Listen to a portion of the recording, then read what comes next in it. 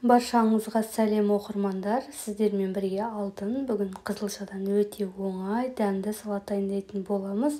Өте пайдалы салат, гемоглобинімізді көтереді.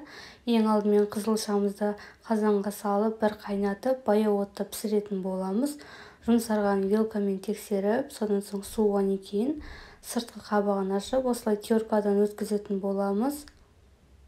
Енді бізге чеснок қажет. Чесногымызды тазалап, осылай өткізгіштен өткізіп, майдалап алатын боламыз.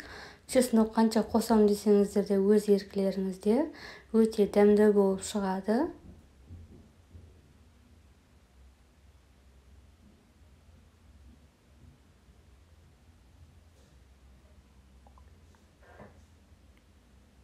Енді майонез қосатын боламыз.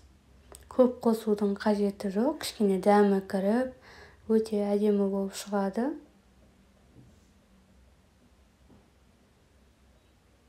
Енді барлығын жақсылап араластырып алатын боламыз.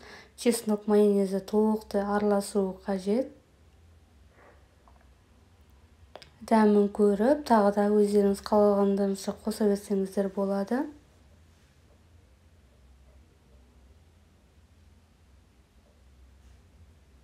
Өте дәмді салат.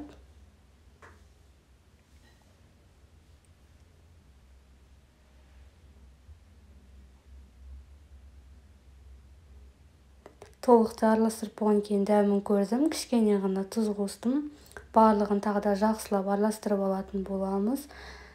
Жаңғақ қоссаңыздар өте дәмді болып шығады. Менде жаңғақ қалмапты. Сіздер міндетті түрде жаңғақты өте майдақ турап қоссаңыздар пайдалы әрі дәмді болады. Видео ұнаса лайк басып, комментарий қалдырып кетіңіздер. Баршаңызға